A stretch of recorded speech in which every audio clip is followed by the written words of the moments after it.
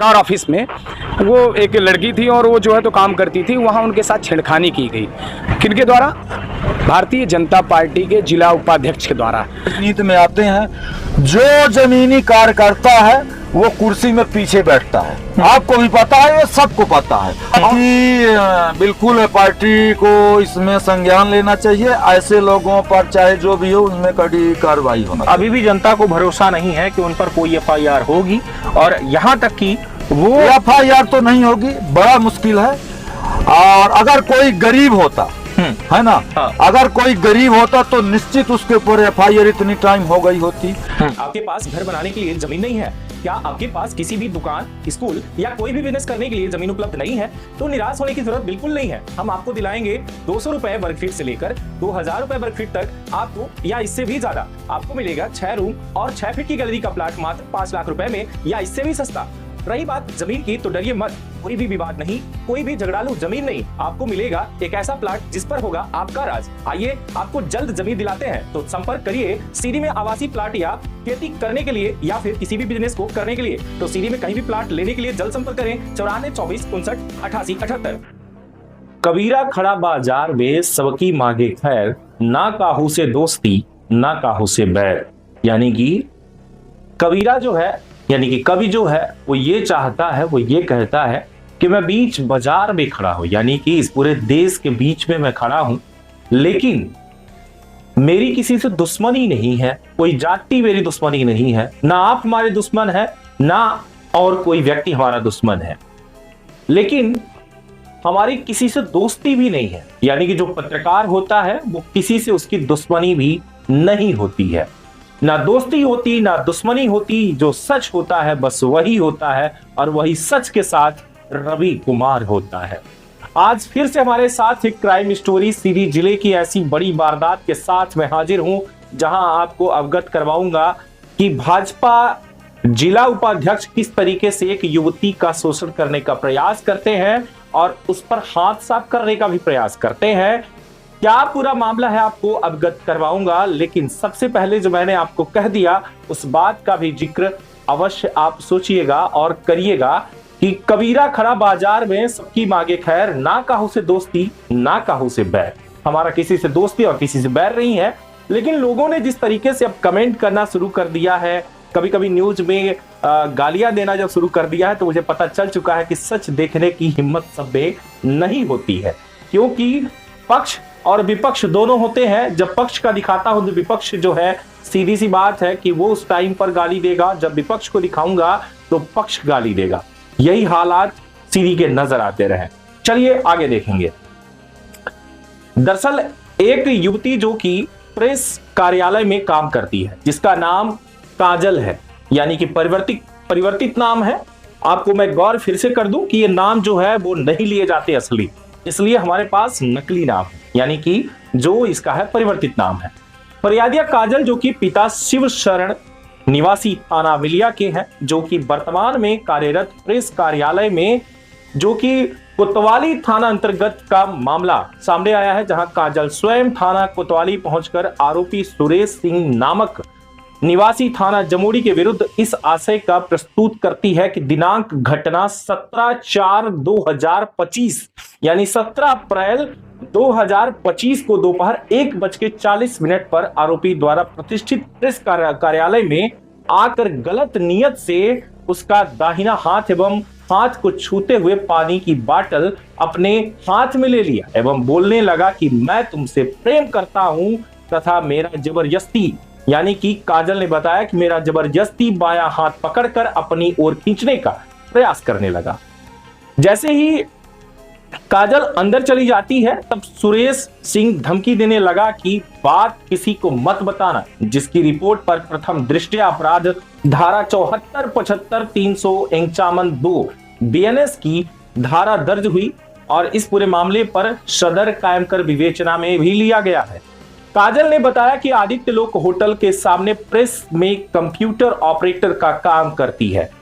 काजल ने बताया कि 17/4/2025 के समय करीब 1:40 पर दोपहर में प्रेस का प्यून अभिषेक सोंधिया दोनों लोग प्रेस में ही कार्यालय में ही कक्ष में मौजूद थे।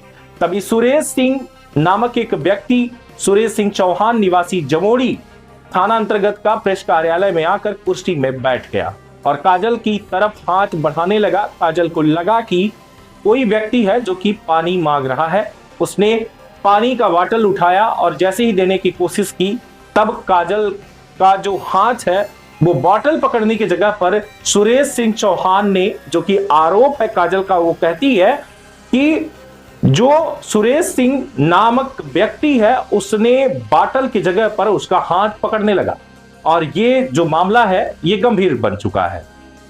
तब काजल ने पानी का बॉटल उसकी ओर बढ़ाया तो आरोपी सुरेश सिंह चौहान ने बॉटल के बहाने काजल का दाहिना हाथ पकड़ने का प्रयास किया और हाथ को छूते हुए पानी की बॉटल अपने हाथ में ले लिया और अपने साथ लाए हुए कार्ड को प्यून अभिषेक को देकर बोले कि इसे ले जाकर अंदर रख दो। तो मैंने अभिषेक को, यानी कि काजल ने अभिषेक को बोला कि तुम यहीं पर रहो। इतने में आरोपी सुरेश सिंह चौहान बोला कि अभिषेक तुम यहां से चले जाओ।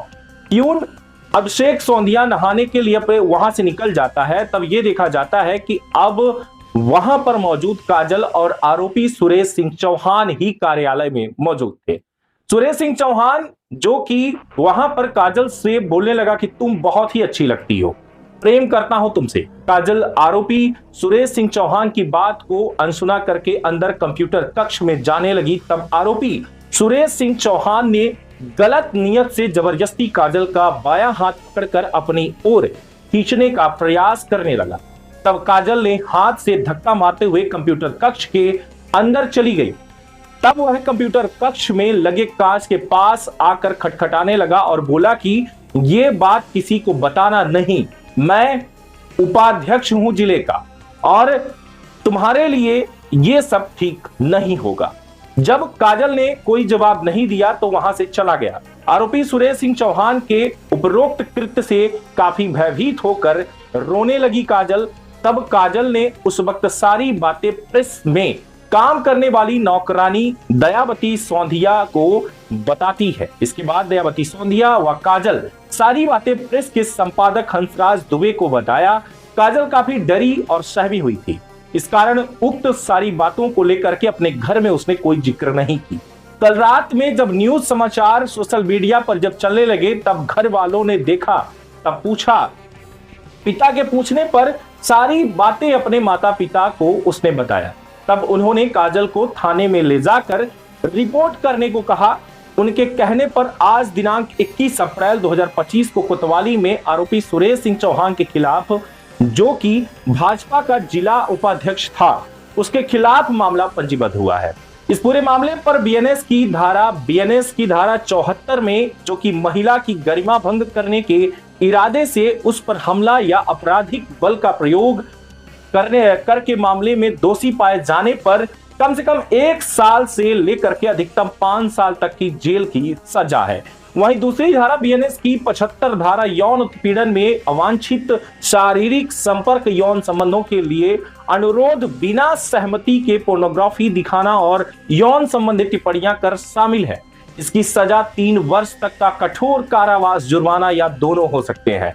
वहीं बीएनएस की धारा 351, जो कि तीसरी धारा इस पूरे मामले पर एफआईआर में दर्ज है, जो कि बीएनएस की धारा 351(2) की है, जो कि सजा इसमें अगर बात की जाए तो धारा 351 की उपधारा 1 के तहत जो कोई भी किसी व्यक्ति के सम्मान को नुकसान पहुंचाने या कोई भी कार्य करने के लिए मजबूर करने की धमकी देने या दोषी पाया जाता है, उस व्यक्ति को बीएनएस की धारा 351 के तहत 2 वर्ष तक की कारावास की सजा व जुर्माने से दंडित किया जा सकता है।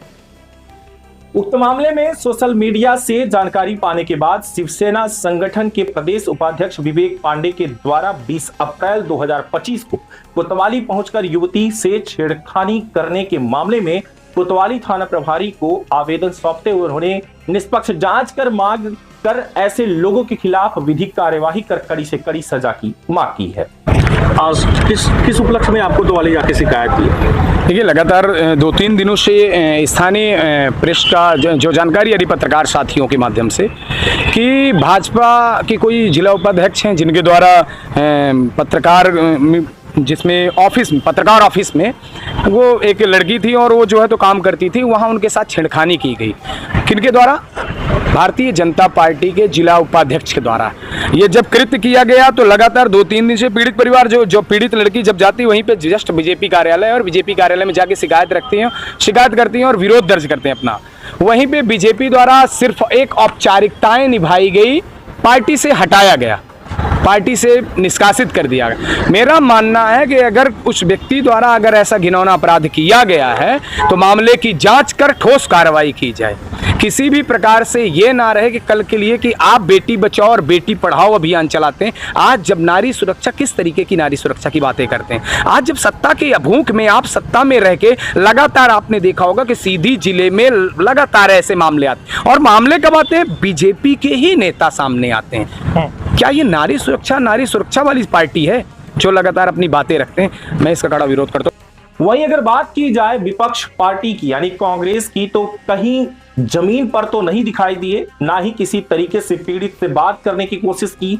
लेकिन कांग्रेस के जिला अध्यक्ष जान सिंह चौहान ने अपने निजी सोशल मीडिया अकाउंट पर 20 घंटे पहले और 8 घंटे पहले 2 पोस्ट किए हैं, जिनमें से उनका पहला पोस्ट जिनमें से लिखा हुआ है, उस पूरे पोस्ट की अगर बात की जाए तो उन्होंने लिखा है कि भाजपा सरकार में महिलाएं सुरक्षित नहीं है एवं प्रदेश के 7 सीधी जिले में भी एक बीजेपी नेता जेल में और एक नेता की प्रेस में अश्लीलता।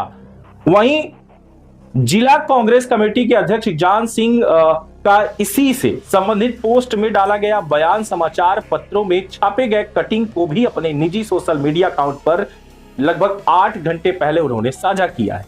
वही कांग्रेस के युवा नेता देवेंद्र सिंह दादू के द्वारा अब तक किसी भी तरीके की कोई प्रतिक्रिया सामने नहीं आई है, जबकि युवा नेता देवेंद्र सिंह दादू कहीं ना कहीं युवाओं में अपनी लोकप्रियता बटोरते नजर आते हैं।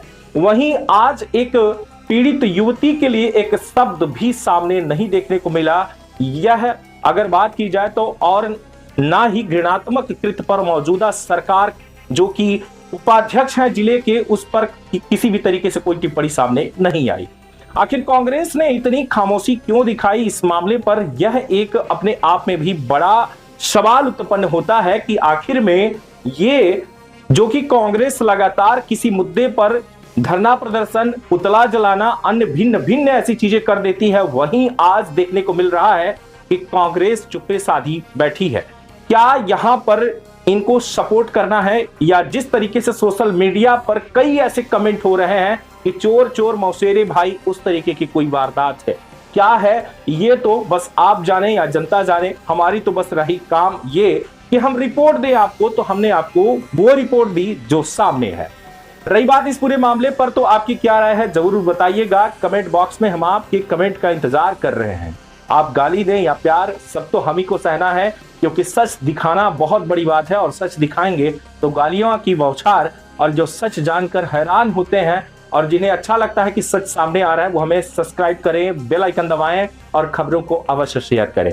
अगर फेसबुक पर आप देख रहे हैं तो फॉलो करना ना भूलें, फॉलो करिए और एक बार शेयर करिए। अगर शेयर करते हैं तो हमारा हौसला बढ़ता है और खासकर मेरा जो है कहीं ना कहीं आप तक उचित और सही सलाह या फिर खास खबरों को देना या किसी भी तरीके की जो घटनाएं हैं उनको देना है, तो आप तक वो जरूर पहुंचे। बहुत बहुत धन्यवाद। लगातार बने रहें तरुण 24 न्यूज पर। फिर मिलेंगे आपसे, अभी के लिए बस इतना ही। बहुत बहुत धन्यवाद।